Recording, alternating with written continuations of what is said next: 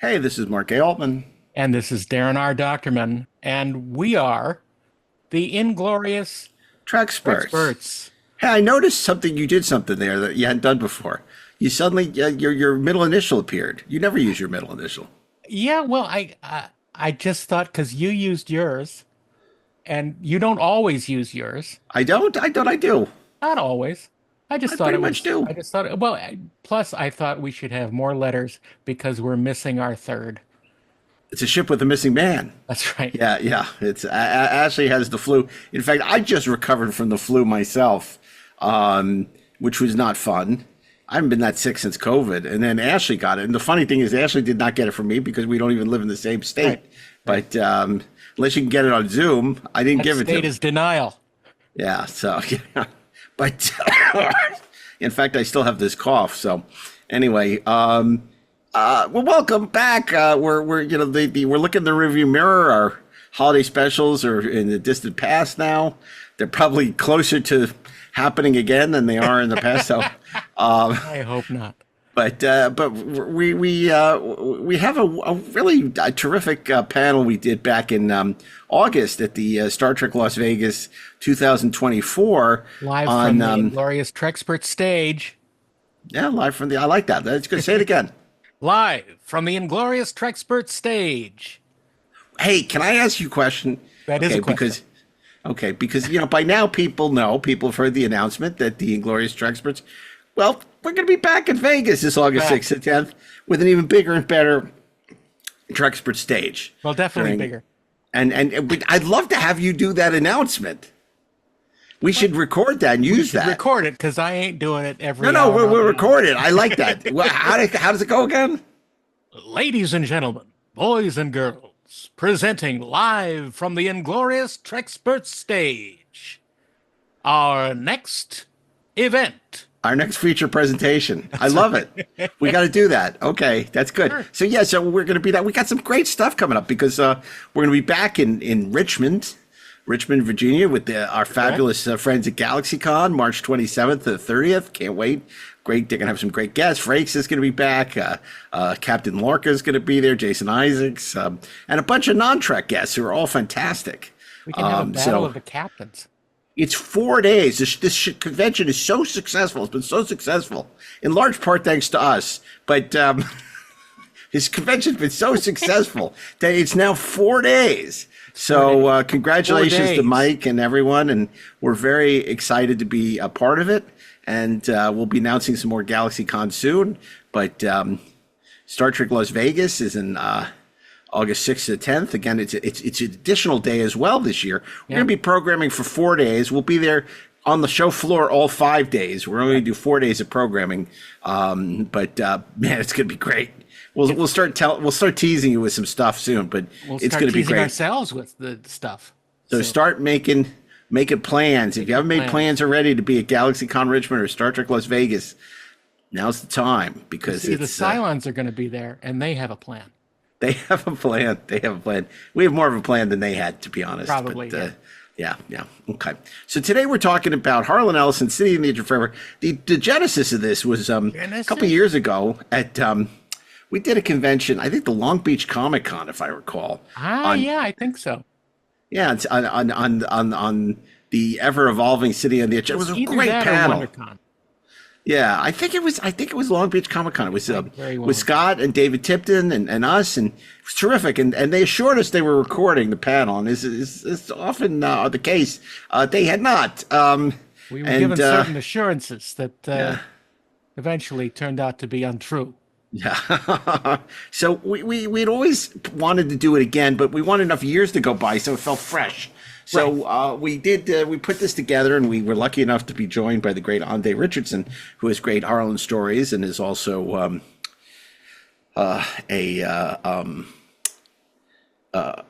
was Gene Kuhn's assistant. And so we got to redo the panel, and the Tiptons worked on the graphic novel adaptation of City on the Edge, and had a lot of great stories about. Look it up. It's I think it's on Kindle. It's great.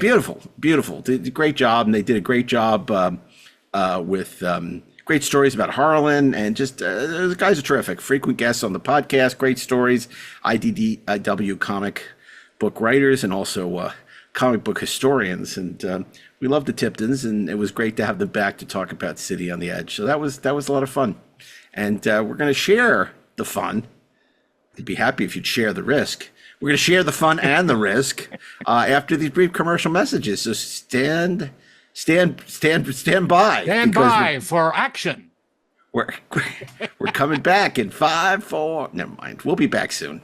Stay tuned.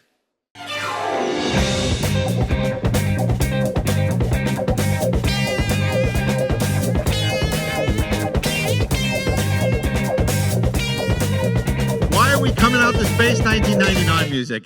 I don't know. I know. I don't know. We got to welcome everybody. This is the entirety of the Space 1999 convention. Okay, welcome. We are the Treksperts. We're so glad to have you here with us for the inaugural Trekspert stage at STRB. Yeah, in the DeForest Kelley Theater, which is this. And over here, DAREN DOCHTERMAN, Ashley Edward Miller. Hello. Myself, Mark A. Altman, will be your guide, your tour guides. Well, there is an episode of Star Trek that most of us consider the greatest episode of Star Trek ever. It is, of course, The City on the Edge of Forever, written by the late, great Harlan Ellison. More or less. More or less. That's what we're going to talk about. We're so excited. We got some incredible guests who did the wonderful IDW adaptation, the graphic novel adaptation of Harlan's original script. We're going to talk about the road to the screen, as well as Harlan finally having his original Hugo-winning script adapted into a beautiful graphic novel from the Tipton brothers, and they'll be signing afterwards at the Inglorious Treksperts booth. So Hazel, thank you. Hazel will be joining us throughout the weekend. We got more questions for you, so be prepared. You have more costumes for us, right? Yes. And we want to thank you. And now, let's bring out Scott and David Tipton, IDW writers, and Ashley Miller, we'll see you later on. Podcast. Yes, you will. Ashley, you want thanks to or for no. joining us.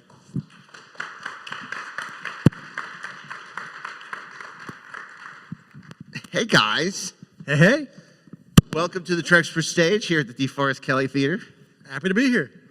I was going to say, damn it, you're a guest, not a comic book writer today. But I want to talk about a little, and we've talked about this before, but it's such an interesting story. And maybe you should set the table, because we always go into these things assuming, like, everybody knows. They've read my books, right? They've seen the documentaries. They know the whole story with City. But, you know, some people in the audience, maybe they don't know, or maybe they need a refresher. So tell us a little bit about why, decades after this script was produced and beloved by fans the world over, you know, Harlan was so happy to have his original script adapted, and a little bit about the backstory of the conflict on the original City on the Edge.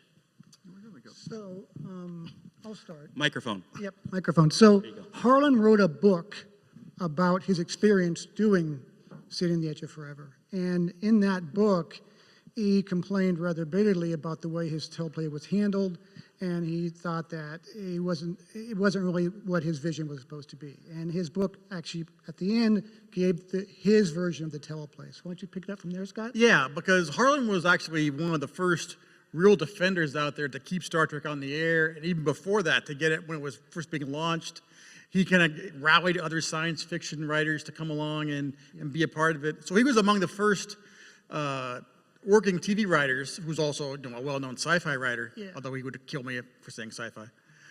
He's an author, not a sci-fi writer. Futurist. But he was among the first to be assigned a script, but Harlan being Harlan, he was among the last to actually turn his script in. So by the time it was actually in the rotation, it got to be toward the end of that first season. And there were a few things that kind of changed, as with any show along the way, that because they'd gotten to develop the characters more than Harlan, who was working from the initial Bible. And then there were also just changes that need to be made in terms of a show's production. Yeah, I mean, early on, Harlan was a big promoter of Star Trek, and he'd actually helped wind up other science fiction writers to work on it. That's one of the reasons why there's so many great science fiction writers in that first season particularly. And so Harlan really felt this sort of attachment to the show, and then as his one big script sort of got pushed off because he was sometimes a slow writer, then we had sort of the problems that developed. Yeah. And initially, I don't think he was happy with the script as it was finally produced, but he was, and I think, as I recall, he made a point of accepting the award for his... Well, let's go back for a second, because the history of Star Trek, as we talked about this week on the podcast, on Inglorious Treksperts, is like Rashomon. And it depends who you talk to, you get a very different perspective. Yes. So when you go back to the original City on the Edge of Forever, you talk to Harlan, and he says, I wrote this great script, it was amazing, and they ruined it.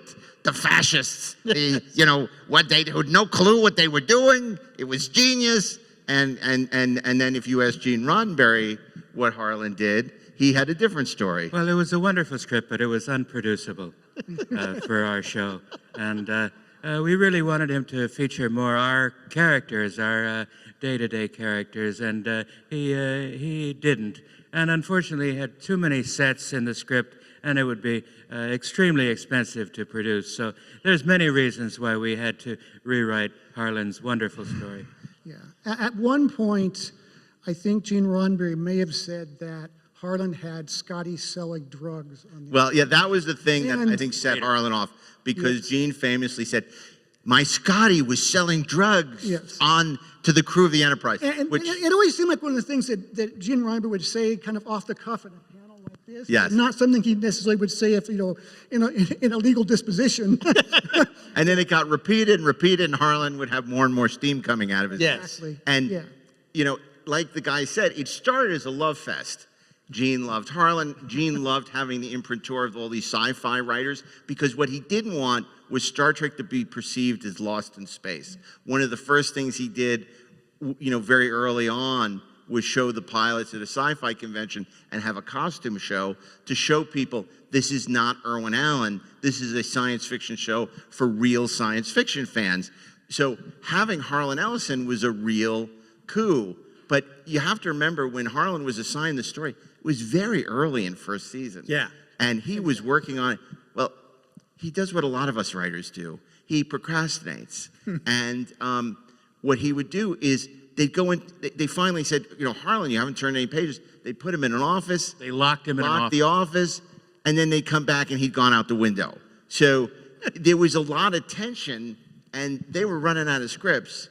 And it came to a point where Harlan turned in his script, and it wasn't anything that was producible. Remember, they're producing on a limited budget. You got to use it to the extent you can, standing sets. It was still the most expensive episode of the season, and that was even with major changes in his work. Now, the question is, who made those major changes? There's a lot of different conversations about who was responsible. D.C. Fontana did a lot of work on it. The great Gene Kuhn did a ton of work on it. Gene Roddenberry did, and then everybody was clamoring to take credit when it became one of the most beloved episode of Star Trek ever, or as Scott Mantz might call it, the Citizen Kane of Star Trek. Yes. So what's so interesting then is it is nominated for a Hugo Award, but it's not the televised version that's nominated for a Hugo Award. It's Harlan's original script. Harlan took his script and he submitted it to the Hugos. Yeah. And without Roddenberry knowing. So you have a situation where the Hugo Awards, or it was the Writers Guild, right. At the Writers Guild Awards, where Harlan is at one table, Gene Kuhn, Gene Roddenberry, and Bob Justman are at another table, and the script wins. Harlan's script wins. Harlan goes up to accept the award, not the producers and writers of Star Trek. So this was really the beginning of this family feud. Yeah. Known as the Galactic Rift. And for many years, Harlan was very grieved. Yeah. The producers of Star Trek weren't thrilled with Harlan. And then he wrote this book. Yeah. And in this book, he tells his story, and then they have the complete his version of the teleplay and a couple of rewrites. And then there are chapters in the back from various people who were there. And it's the first time in that book that it's revealed that D.C. Fontana did a lot of that work.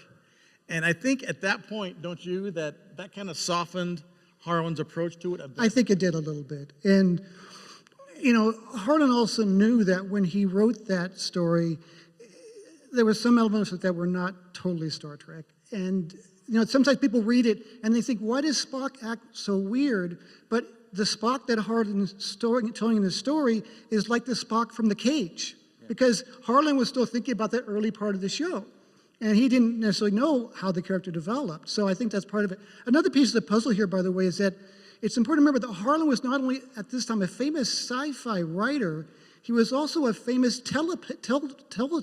story writer. Harlan was famous as a TV writer. Harlan wrote all kinds of TV shows, and on top of that, Harlan was like the sort of man around town in Hollywood. He was on late night TV all the time. So he was a big name, and so there were a lot of egos involved. And of course, you know, he had written for The Outer Limits, Demon with a Glass Hand, which he later sued James Cameron and won over. Exactly. Which is still hard to fathom, but anyway, he did.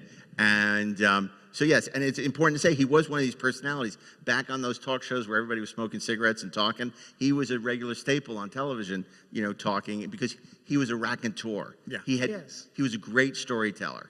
And anyone who's seen him, I'm sure a lot of you have seen him live. He was even at this convention a couple of years ago before he passed away.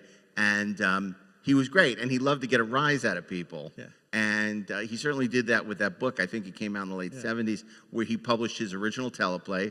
Now, here's the question. Harlan took great pride in saying, they ruined my script. And yet that episode has become the greatest episode of Star Trek ever produced.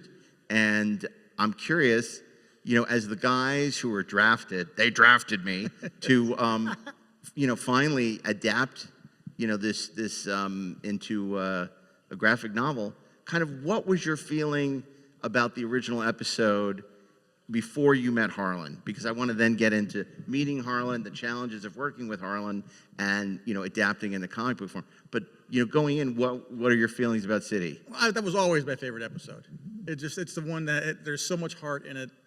There's so much. It's the perfect Star Trek is always a mix of science fiction, humor, which is a lot of in there, and just kind of a noble sense of drama, and with stakes, with things on the line. And City has all of that. So going into it, it was always my favorite episode. Yeah, it was mine as well. And Scott and I had read Harlan's book before we even met Harlan. So we knew what the issues were going into this. And when the project first came up, Scott and I had long talks about how are we going to present this in a way that will have CBS happy and Harlan happy. And we knew that was going to be a bit of a challenge. And I think the take that we decided upon was we were going to tell this story and make it as accurate to Harlan's version as we could, which was tricky because it was a teleplay. It wasn't written as a graphic novel. You know, the teleplays have teasers, which, what do you do with the teaser in a graphic novel? So we also, while we were adapting it, we also wanted to make it as close to Harlan. And then the other sort of provision we had is that we're going to tell this story in such a way that this episode had an unlimited budget. So imagine Harlan's best version of Sitting in the Edge Forever. So that's why it's got all this fantastic J.K. Woodward art, because we thought, what if they could make the perfect version of Harlan's version of the story? And that's how we took it on. And I think, Scott, you can tell the story about it. First, Harlan was not so sure, and then he was happier with it. We'll get to how we met Harlan in a minute, but we got the job, and we'd returned in the first script, half the first script, and a huge amount of the credit that's happening has to go to then editor-in-chief and publisher Chris Ryle at IDW. Chris was the one that got Harlan and CBS to the table talking, got Harlan to a place where he was ready to accept the idea of it. And he had sent the first half of the script for the first issue to Harlan. And Harlan immediately calls up. They're ruining it. They're ruining my script. I didn't do that. And Chris knew what we were doing. Chris was like, all right, tell me what the problem is. And he points to a certain page. All right, Harlan, I'm looking at your copy of the book. I'm turning to that page in that scene. I want you to read along with me. And we had done exactly what Harlan said. Harlan said, huh. Yeah, all right. Keep going. Looks good. And sometimes these things are hard because, like I said, it was written as a teleplay, and Harlan would do a lot of visual cues you can't always do. Like, Harlan did a lot of nodding. You can't show nods in a graphic novel. I can't make Kirk nod, man. I can do anything else. There was a lot of things about making those into the graphic novel format, but also making it consistent with Harlan's sort of tone and point of view and the way he told the story. Well, Harlan wasn't happy unless he was complaining. Yes, that's that was true. part of what who he was. It was part of his DNA.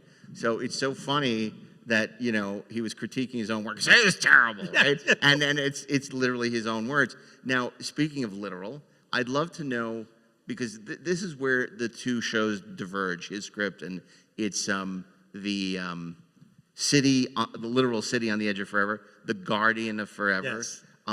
Can you explain sort of where these two things diverge, where the timeline diverges between Harlan's work and the final episode?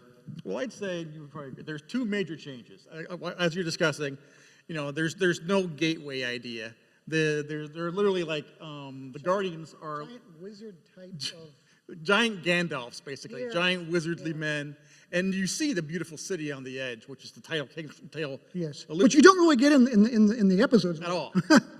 And so, but I mean, everything that the Guardians talk about is much the same as the gateway idea, but visually it's very different. But the other major change is... My city wasn't a giant donut. Yeah. It's like, okay. I know, So, oh, it's gorgeous. But it's a cool donut, man. Come on. Little donut. But the major change is in Harlan's version, there's an antagonist. There's a character named Beckwith who is the character. He's not dealing drugs. He's dealing jewels of sound, which are like psychedelic mind jewels. Space drugs. Space drugs. And what that does, and he becomes he's eventually in the series, they use McCoy, who's hopped up on his own drugs to make the whole story happen. But with this, there's an antagonist. And I think what's tricky is that in Harlan's story, the ultimate point is a little bit different. In City on the Edge of Forever, it focuses on Kirk and Edith and Kirk's sacrifice and what happens to Edith. Harlan's story has an element of that, but Harlan also has this focus on Beckwith and how Beckwith tries to save Edith. And one of Harlan's sort of side points to his story is that even the worst of all possible peoples like Beckwith could actually do a good thing. And how do we reconcile those? Yeah. That's not in the episode, but it is in the graphic novel and it is in the teleplay. And the other thing is that in Harlan's version, Kirk gives up the world for love. Kirk's willing to tries to save Edith, which he doesn't in the script. And I mean, you can see why they might not want to do that on the show, because the captain needs to always do the right thing. Yeah. But I mean, to me, as a story, it's stronger, but it's not a better Star Trek. Yeah, and if you think about it, the person who may have been the best at determining what was really good Star Trek may have been D.C. Fontana. Yeah. So if anybody who would fix that and make it a good Star Trek story, it would be her. Yeah, it's really interesting to try and figure out like who did what on the rewrite. We'll never know. I mean, the memos to a certain extent illuminate it, but it's hard to know. But you can... Because the interplay between Kirk and Spock specifically seems very Gene Coon. Very Gene Coon. Yeah. Right. Yeah, and then the love story seems very DC. Yeah. Yeah. You know, and so it's so interesting because, of course, that was another huge thing for Harlan. He hated the fact that Kirk doesn't try and save her. He does, and Spock saves her. You know, and that's a beautiful combination of that incredible musical cue and the performances by Bill and Leonard. But Harlan just hated that, and to this day, he always refers to her till the day he died. Sister Edith Keeler, which is the way she's billed in the closing credits, which no one really ever which was his trademarked character. Yeah. And that's why he called her that. Well, and it's funny because, of course, because Harlan would create legal drama wherever he went. You know, a lot of people say, why did we never really see it again? You saw it in Yesteryear, but after that, people avoided it in the comic books because Paramount was concerned about being sued. And then Gene tried to do it for his abandoned sequel to Star Trek II, where the Guardian is a pivotal aspect of his script for what would have been his sequel to Star Trek: The Motion Picture. But you don't really see the Guardian of Forever and anything from that episode in any meaningful way. I mean, I guess there was DC's novel, but he wasn't going to sue DC, who was a good friend. But, you know, he made such a legal mess of it that until he died, you know, the Star Trek universe steered really clear of anything from that episode. Yeah, and he could be so contentious that it's just, you know, it's not worth the hassle. It's not worth, right, exactly. Yep. So you got your notes from him, and then you started working with the artist. I imagine because you guys had done so many successful miniseries and comic books for IDW, but this was something really special, right? Yeah, this was huge for us, and like I grew up on Harlan's work mostly thanks to David, who introduced it to me when he came back from college. Yeah, my freshman English class in college, they had us read Repent Harlequin, the TikTok Man story by Harlan. And I brought that home to Scott and I said, hey, look I get to read in college. This is a guy who wrote Sitting on the Edge of Forever. Scott's like, I can't believe this. Yeah. And so we knew Harlan, you know, before that, and we knew it even more after that, because that spurred Scott and I to go read more stuff by Harlan. And then I got the pleasure of getting to meet him, Harlan, personally when I opened up my comic book store in North Hollywood, and one of our first big acquisitions was we sold a large chunk of Harlan's comic collection, because Harlan was good friends with my business partner. So I got to go to the Lost Aztec Temple of Mars, and I got to go to the secret comic book vault. He blindfolded me because he didn't trust me to see the secret button, and we pulled out all that vault was amazing, but. As during the course of that day, we had just gotten the job to write the Star Trek Doctor Who crossover. And so I remember I'm pulling armfuls of like classic 60s X-Men out of his vault. And I'm like, hey, Harlan, you know, I just got hired to write the Star Trek Doctor Who official crossover. And he just stops in his track. He's like, you poor dumb bastard. Like, oh, yeah, all right. At least he didn't call you a pinhead. No, he didn't. But I think because he had gotten to know me and trust me through us working with him on his collection, whenever Chris managed to get everybody to the table and make this a thing that would happen, Chris wisely knew the best thing to do. I mean, we had at that point, we'd had plenty of credits writing Star Trek, but also getting people Harlan knew and was comfortable with. So pitching us to do the adaptation and getting J.K. Woodward, whose work on a book called Fallen Angel, Harlan loved and he'd written blurbs for, it presented him with this package that Harlan could easily sign off on. Right. Yeah. That he couldn't say no to. Yeah.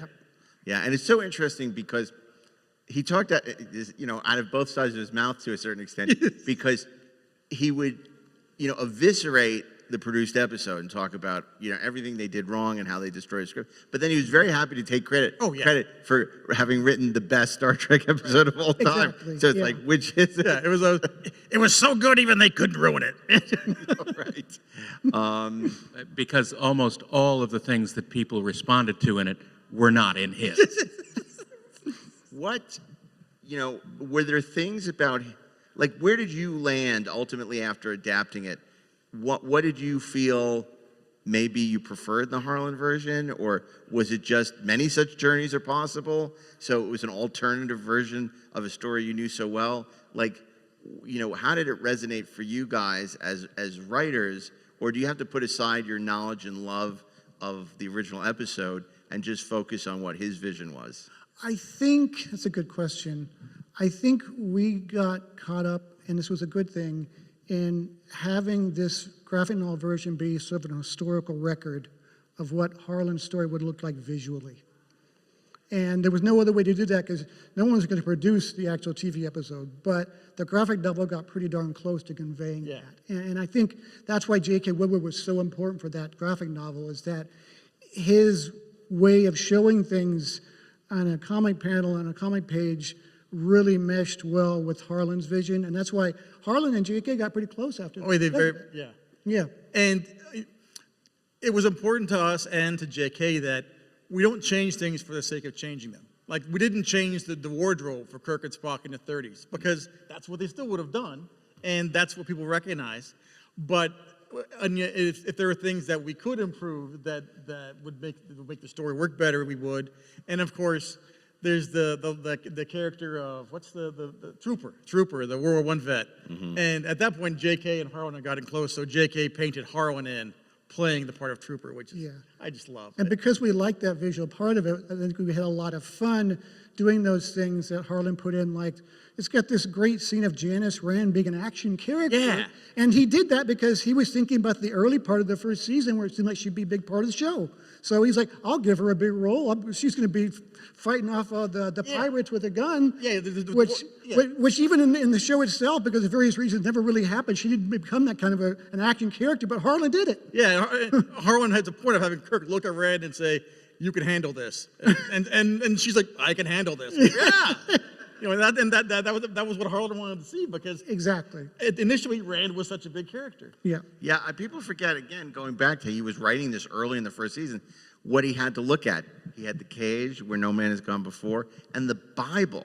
Yeah. And, we did on the podcast a whole series of episodes about all the Star Trek Bibles, and it's fascinating to see how these shows evolved from the original Bible, dramatically different than, basically they say no, plan of attack, war, survives contact with the enemy. It's the same thing in television. Yeah. You can have all these plans in the Bible and have all this stuff planned out, but as soon as you go into production, maybe this actor is a dud, you write less for them. Maybe this actor is just amazing and you write more for them. And, you're way over budget on the first couple episodes, you got to adjust on the fly, and, you can't build the set or whatever. So it's so interesting that, Harlan, nothing was happening to Harlan that wasn't happening to tons of other writers on any first season show. Yeah, and back when there were 24 episodes a year, it's a long time for some changes to happen over that first season. And anybody who's read Justman's, and I know Justman to a certain extent disowned that book he wrote with Herb Solo, but he said, to a large extent, he said, look, Harlan's been complaining about this for decades, but we gave him more money than any other because we loved that script and we loved it. Yeah. And we, that just, kind of destroyed us. We were marshaling our resources so we could produce this. And, it is incredible what they pulled off. Yes, they used the 40 acres backlot, and the old Andy Griffith sets, on the 40 acres. Yes, they used, a lot of, stuff at Paramount and for the mission. But they built the donut. But that was not a cheap set to build. No. Now tell us about the donut, because it's such an interesting thing.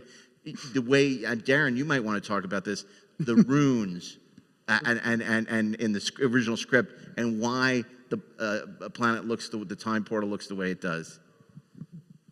Harlan had a line in his script saying, when they transport down, they look around and they could see runes. Now, someone read this as ruins, and it was probably Matt Jeffries, and he said, well, I can do that. So he set up some Greek ruins, So runes, R-U-N-E-S. R-U-N-E-S, which are ancient writings and carved into rock. But instead, we got broken columns and destroyed city on the edge of forever. Right. And I believe J.K. did put some R-U-N-E-S ruins on a thing when he painted it. We did. We made sure he did that, which he enjoyed doing. Yeah. So, yes. Now we are at Comic-Con. Comic-Con. Yeah. God, it was We are not at Comic-Con. That was last I don't even know. We're at Star Trek Las Vegas, so I can do the deep dive and just say, the one thing about this is that, Bart LaRue, who is the voice, did not do the voice in Yesteryear. It was Jimmy Doohan. And it's the one thing about Yesteryear that just kills me. Yeah. Because I miss Bart LaRue's voice That so voice much. is amazing. I love that portrayal. Bart LaRue is also the announcer for the gladiatorial games in Bread and Circus. And for Nazi Germany in Patterns That's of right. Forth. And but anyway, we're getting off track. There's just something about that delivery for the Guardian that just, I agree with you, because Jimmy Doohan is great at doing other voices, but he didn't have that kind of that announcer gravitas. The travelers are returning. Yeah, so I mean, and that that was obviously a big source of contention for Harlan, because it bared no resemblance to what he had conceived of. Yeah, but I mean, again, visually, I think it was Nicholas Meyer talks about with Trek 2 that having a smaller budget or restraint is better for you and not worse. Yes. And, you know, if they could have had giant wizards on that stage, would that have looked better than the Guardian portal? I don't think it would have. Simplification is always better. Yeah. And it lets you tell your story more efficiently and quickly. Yeah. Yeah, and it's so funny because it's amazing, you know, what they pulled off with that kind of budget. Yeah. And then how it has endured over all these years. So when you were going with Harlan to promote this at Comic-Con at Star Trek Las Vegas, you know, ultimately, what was his feeling? Was there a sense of like satisfaction, or as satisfied as Harlan would get that this was finally out there? And what do you feel the reception was? Because this was a very popular graphic novel. People really love it, and it's gorgeous. If you haven't seen it, are you signing anything? No, it's out of print now. It was a gorgeous graphic novel. It is available on Kindle, however. Yes, so get it, please. It's beautiful. Yeah. And the art is beautiful. The adaptation of the story is And, you know, beautiful. I'm a work for hire, so I get no royalties. I'm telling you, get it. It's beautiful. You want to read it. Well, it's funny because I do remember back in the 70s when that book first came out. I mean, I think that's how I became familiar with the whole story. It was really remarkable because, you know, that was like one of your first glimpses into how dysfunctional Star Trek was. Yes. Which I found, you know, so fascinating. Yeah. And he just eviscerates, you know, everyone. No, Harlan loved the book. He was head over heels with it. Two stories. It's Thanksgiving the year I'm working on it. I'm up north at my father's house. And we had just turned in the first script. And the phone rings. It's not my cell phone. It's my father's landline. It's like my mom's old princess phone. So I pick it up, and he's like, "That was one hell of a script you guys wrote, kid." Harlan? "Yeah, Doc, I gotta tell you, everything is great. You couldn't be happier. Keep going."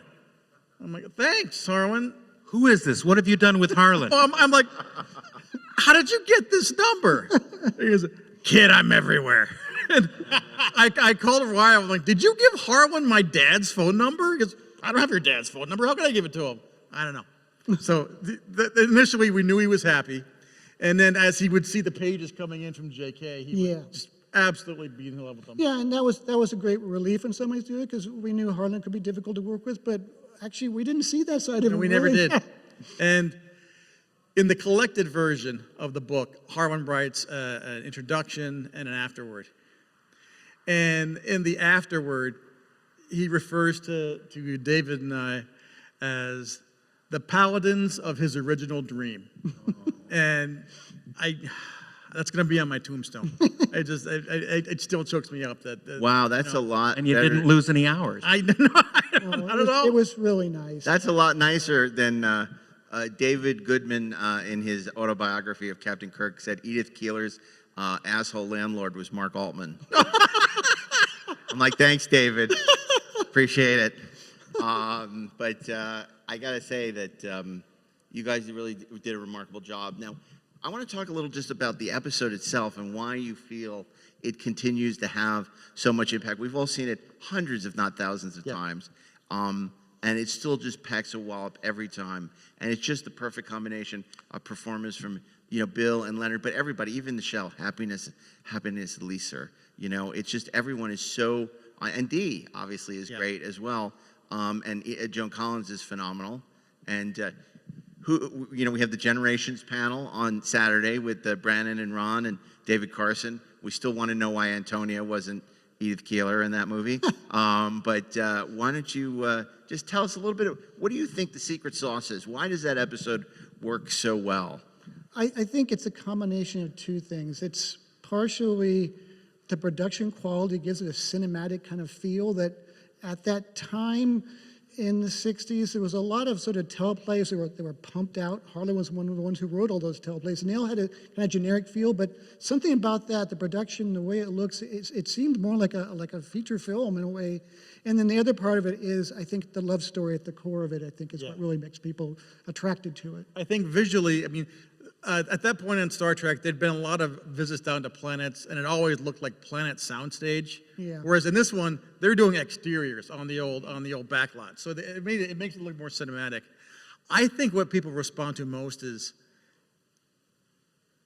this is one of the episodes where you really see the Kirk and Spock relationship really kind of like coalesce and become what it is, where there's so much respect for each other. Their willingness to kind of like badger and tweak each other and make jokes at each other's expense. You got the famous stone knives and bearskins. Stone knives and bearskins, and and Spock's how you can tell that's, even though Spock's not supposed to feel it, how much it pains him to let Kirk know what has to happen to Edith. Yeah. And I think Shatner doesn't get enough credit for actually doing some like really subtle and powerful acting in there. Nimoy's at the top of his game. Mm-hmm. I think it's one of the best things Joan Collins ever did. Absolutely, and I think that there's a great relationship between the micro story and the macro story, and how they feed on each other. And I think that we can feel the weight of the macro story and feel in touch with the characters in the micro story. So I think it's a masterful orchestration of that. Yeah. And it's also, I think, something that got, sort of redone by other people later on and copied, but I think it's one of the first times we see a time travel story with that kind of gravitas and pull to it, with a love story into it as well. Yeah. Yeah. I think what's also just remarkable is how it sells the love story in very little time, because they don't even get to the planet till 10 minutes in through the Guardian. So it's so compressed, the time that Kirk knows Edith Keeler, and yet you completely believe it. And you believe it when Spock says at the end and raises his mind, says, forget. Oh, wait, that's Requiem for Methuselah, which is a love story I don't believe. But it also shows the great direction of the episode. Yeah. And that they can tell so much with just looks between Edith and Kirk, that they can ramp up the acceleration of this love story just between the reactions that they do between each other, and it's very well done. And I don't want to dismiss those performances because they are all tour de force. The other person who is part of that circle of genius is Fred Steiner, and what Fred did that was so effective was threading the Goodnight Sweetheart through as sort of the love theme. And of course, that's why for those of you who are oldies like us, who may remember when it first came out on home video, they didn't have the rights to Goodnight Sweetheart, so they weren't able to use the needle drop and the music. And it doesn't work nearly as well. And it was only a couple years later where they got the rights back and were able to fix it on DVD and Blu-ray and later iterations. It's like an A/B test. It's like an eye test. You put one on, doesn't hit the way it does with that music. Worse. Yeah, right. Better or worse? Close one eye, close And the other. to go back to what you're saying about how, the economy of writing. I mean, there's a big sequence in the teleplay where Spock talks about what Kirk has lost and what it all means. And it's good writing. It's nice. I'm not saying anything wrong with it. But you compare that to the end of the episode that's filmed where McCoy's like, do you know what you've done? And Spock's just like, he knows, Doctor. And those it's strings. Simple. Yeah. Those wailing strings. There's one moment in the middle of the episode where Kirk realizes that he's falling in love with Edith. And she walks off set, and he's going to follow her. But he sort of stops himself, and then he can't stop himself anymore. Yeah. And it's so subtle, but it's amazing the storytelling he does in just that one shot. Yeah. And that gets back to Shatner. This guy was a stage actor, so he's as good at performing just in the moment as he is reciting lines. Yeah. And Joan Collins is, you're right, it's a sensational role for her. It's not Dynasty, she's not vamping. Yeah. When she looks at them and says, Captain, even when you don't say it, you do. It's just, it gets you, it pulls on the heartstrings, there's great action, and it's believable.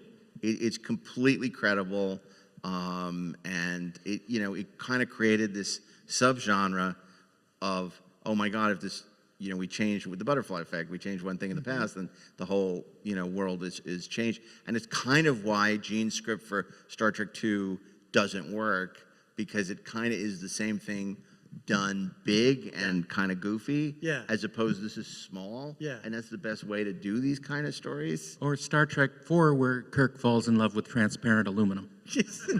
Yeah, and speaking of time travel How do you stories, know he didn't invent it? speaking of time travel stories, I do want to, there come a couple of minor changes on the schedule. We added a panel on Sunday on Past Tense, which is another great time travel story, to commemorate the tragedy of the Bell riots this month here in San Francisco. So Robert Hewitt Wolf and Bill, my God, I'm losing my mind. Bill, star of that episode, who played Wade, who's also in Crime Story and Life Goes On. He's going to be here. He's going to be signing. Robert Hewitt Wolf's going to be here. So we're going to do a deep dive into Past Tense. But throughout the weekend, we're spotlighting significant episodes in Star Trek history. Ira Barron, Ron Moore are going to be talking about Armand Bashir. We're doing Tapestry with the star of that episode, and David Livingston, producer on And it. we're forcing you to keep an eye on what the schedule and follow every change that gets made. There are not a lot of changes, but there are a couple. I'm going to mention them right now. Unfortunately, Brian Fuller had to drop out due to something at home, which was, it's unfortunate, and he sends his regrets, and Doug Drexler's not going to be able to join us. So those are the only two major changes we have in the schedule. But we're, we're sorry because both of them, couldn't be here. But everybody else is here. Everybody else is excited to talk about Star Trek and entertain you. As far as we know. And of course, you guys are going to be back with us throughout the weekend and be signing at the Treksperts booth. Many of your other work, in addition to, we'll be talking comics later, in addition to City, obviously the Mirror War was a fantastic achievement, a lot of other stuff that you've done, and who can forget your Planet of the Apes crossover with Star Trek. The Primate Directive. Yeah, so we'll be talking about that on our comics panel later today as well when the guys come back to talk the history of Star Trek comics, which is really interesting because much as City on the Edge of Forever opened this door to What If, it is really kind of like Marvel's What If. Yeah. A lot of these comics, although they're not canon, are kind of what if. Well, my point always is, did you like the story? Did it mean something to you? Then it's canon. And don't let anybody tell you different. Let me ask you, I didn't even think about this, but I'm just curious. Did Yesteryear ever, which is the animated series in which the Guardian returns, which is, again, the triumph of the animated series, a very special episode. Did Harlan have anything to say about Yesteryear? I don't think we ever even discussed it. No, it never came up. Yeah. No. I think, I don't even know if he was aware. I mean, I'm sure he was aware of the animated series, but. Yeah, but it's something. I think if he was aware of it, he would have sued them. That's a fair point. It's so funny. I'm looking at you guys, but I'm looking past you at these lights, and I can't figure out if this is our homage to Home Soil or Miranda Jones or what's going on in that. Or the display behind Spock at the motion picture. Yeah, that's right. The bees are upset. It's I'm fascinated. Like I'm talking to you, and I'm just fascinated by the little lights. It's like hypnotizing me. Mesmerized by space bees tonight. Well, we got a few minutes before we have to wrap up, but any questions for the Tiptons? Yes, gentleman in the white shirt. Was Mr. Ellison aware that changes had been made, or did he sit down at his TV that Thursday night and get the Was Harlan aware of changes that had been made in the episode, and did he sit down that Thursday night and was shocked to discover? No, as he said, they had his phone number when he was at his at his father's house. Harlan knew and was not happy because he had a lot of friends on the production. In fact, our next panel is with the great Ande Kindred, who is Gene Kuhn's assistant, who's a big fan of Harlan. She'll talk about him on this next panel on Gene Kuhn and other Trek trailblazers. But he had a lot of spies, so he knew it was being changed, and he was not happy. I mean, if I recall, the book he wrote about the whole situation even includes some memos back and forth. There's fallout there in his book that he knew what was going on to some degree. Yeah. This is why a lot of authors don't like anything about television other than the money and the residuals, because they're not used to their work being changed. Like editors can give notes, but they don't really rewrite. And they can't really insist. And in television, once you're paid, the showrunner can do whatever they want and change whatever they want. And, Gene was, it's been called an inveterate rewriter. That's not necessarily a bad thing. He knew what his show was. And, of course, a lot of these writers were being rewritten by DC. They were being rewritten by Gene Kuhn. Early on, John D.F. Black, who objected in a big way because he helped bring in a lot of these sci-fi writers. He said, you're not going to be rewritten, which he couldn't really promise. and Gene would rewrite them, and they'd be very aggrieved. Famously, whenever somebody on a TV show that Harlan was writing for rewrote it too much, he didn't like it, he would take his name off of it and replace it with the alias Cordwainer Bird. Yes. Yeah. Which was him giving the bird to the producers. Yeah. And Yeah. if I recall, he even threatened to have Cordwainer Bird put on this. I think- And Roddenberry's like, look, if you do that, it's going to ruin us. You did so much to help us make this happen. We can't have you taking your name Yeah. off of it. And Yeah, exactly. And also to answer your question, Harlan was such an experienced telepaper writer. He was really hooked into that network, like Mark said. So he knew what was going on. And that's why I wasn't very happy about it. yeah. No, absolutely. And I think he ended up using it on the Starlost as well. Yeah. Absolutely. Which was a show he created.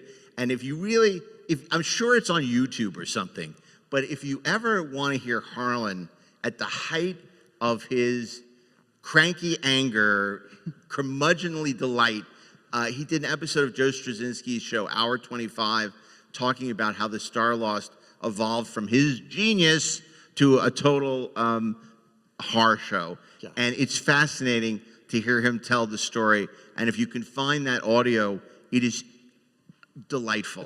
Absolutely It was a Canadian series done in about 1973 that Harlan produced and co-produced with Doug Trumbull. And by the end of it, everyone had pulled their names off of it because they lost their funding and it looked incredibly cheap. But it's fascinating. I mean, he is just, most of us, you complain, it's like, oh, please stop complaining. Harlan has elevated complaining, or in his case, kvetching, to an art form. Yes. And to hear him, in his prime, just eviscerate the process of the Starlost is a thing of beauty. There's also an episode of The Tomorrow Show with Tom Snyder on YouTube from 1976 when they're going through the process of trying to figure out what the first movie is going to be. And Harlan is a guest, Walter Koenig is a guest, Jimmy Doohan is a guest, and it is incredible. It is at this point where Harlan gives his famous quote, "Star Trek fans are ultimately indiscriminate," which is lovely to say about your fan base. And then he pitched Star Trek: The Motion Picture, his famous Mayan pitch. They said, could there be Mayans in it? Yeah. And and he dined on that for years as well. It's so fascinating. Yeah. Last question, thanks. Go ahead. You gentlemen, when you were promoting this incredible book with Harlan here a few years back, you were asked about doing other Star Trek efforts in comic book form. Someone said maybe the Cloud Miners, the way that David Jordan envisioned it, maybe some of the Phase 2 scripts that never saw the light of day. But you said this was legendary and it had to be given this treatment. How about the God thing? Gene Roddenberry's first attempt at a film. I don't know. I thought I heard he didn't finish it, but Walter Koenig definitely worked on it. Well, no, actually, Gene had finished it. Walter finished the novelization of it. It was Gene's original script. That's a great question, by the way. He was asking, he said, this is great that City was adapted, but what about some of these other white whales of unproduced Star Trek? The original Cities in the Sky, or whatever, David Gerald's original script for Cloudminders before it was rewritten by Fred Freiberger. What about The God Thing, which was Gene Roddenberry's original, that's where Kirk fought Jesus on the bridge of the Enterprise. In the mid-'70s, this was a script that he wrote that was killed by Paramount. There are a couple of other legendary, like the Academy years. There's Gene Roddenberry's script for Star Trek II. I mean, there are these iconic, classic, unproduced Trek. Was it discussed? The Phase 2 scripts in particular. And the Phase 2, which was the unproduced Star Trek series, for which there were about 13 There have scripts been written. discussions about those. That's about all I can really say about it. I mean, a lot of it has to do with what's going on in the market and where Star Trek is out there. Yep. I mean, the focus, whenever Star Trek is in a boom period, the focus is always going to be on supporting the new shows. And so the IDW in the past and CBS in the past, everyone is on board with the idea of doing some of that stuff. It's generally more a thing of finding a place to put it in the market whenever you need something because there's nothing else really going on. Exactly. And Star Trek has been on such a boom lately in the last few years, there hasn't been need for that kind of No. supplemental material as No, much. that's exactly it. Yeah. And so, you can endanger, your market by putting out too much Star Trek comics at once. And so I think IDW and CBS are also very careful to see what they do with that as well. Yeah, Well, guys, we'll talk more about that on the Star Trek Comics panel, which is coming up later today. Check your schedules. We want to thank you. It's always great to have shared stage with you guys. They're going to be signing at the Inglorious Treksperts booth in the vendor room, the DeForest Kelly vendor room. We selling Quadrazine? So, No, it's the Gene and Majel. oh, it's Gene. All right, we're in the DeForest Kelly. Yes. That's the Gene and Majel. Of course it is. The Lincoln Enterprises vendor room. So thank you guys. We'll see you later today. And we'll see all of you. We're going to keep it going here on the Treksperts stage. We'll be back with Ande Richardson in just a few minutes. Meanwhile, congratulations on being the first panel. This was great. Thanks, guys. for coming out, everybody. We appreciate it. Though I'm not beside you, good night, sweetheart. Still my love will guide you. And we're back. We're back. So that was City on the Edge of Forever, or whatever we're going to call the episode. And City on the Edge of last August. yeah, you know, it's so interesting because the whole story behind the making of that is so interesting, and yet it's one of the few times where I think you could say the final version is the best version. Yeah. You know, the actual broadcast version. As much as Harlan hated to hear that. Yeah, well, you know, it's just one of those things. He was part of the process, and you know, he hadn't really had to deal with that before. And people say, "Oh, you guys are hard on Harlan," which is crazy because I love Harlan Ellison. Of course, I love him. I love his writing. I loved every crazy minute I ever spent with him. I mean, I've told this story before. I mean, we were all guests at a convention in Madison, Wisconsin. It was right after 9/11.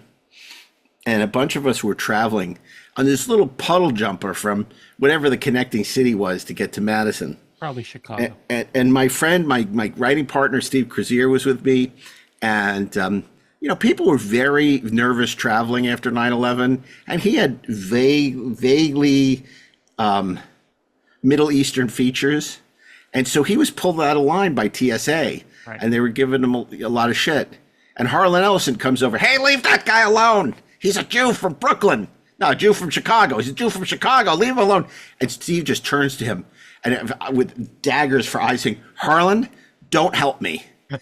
Stay off my side." Yeah. I don't want you. Please, just let things play out the way they're going to play out." And but for Harlan, and I ran into many years later in Vegas actually, and reminded about that story. He said, "Yep, sounds like me." Mm-hmm. So, but Harlan was a true one of a character. kind. Yeah, which doesn't mean that his version of City, which he said for years was better than the broadcast version. Yeah. Doesn't mean it's true. It's not. The it's broadcast not. version Yeah. is better, but that's okay. He wrote it. He's allowed to think his version is better. Doesn't mean it is. Wow. So anyway, well, look, it was great having everybody join us for another Treksperts episode. And of course, we'll be back next Thursday with an all new episode. But until then, I want to remind you, you can visit us on social, on all your favorite social channels, and that Inglorious Treksperts is a production of the Treksperts Podcast Network.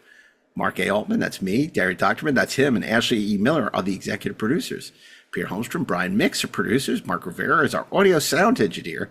John Carney is our social media manager. And Inglorious Treksperts is copyright 2024 by Treksperts Plus, available wherever you listen to podcasts, and now on video on Spotify and YouTube. You can review Inglorious Treksperts wherever you listen and share your thoughts with us on your favorite social media platform or via email at trekspertsplus.com. Or on the Inglorious Treksperts Discord channel. We don't talk about that enough.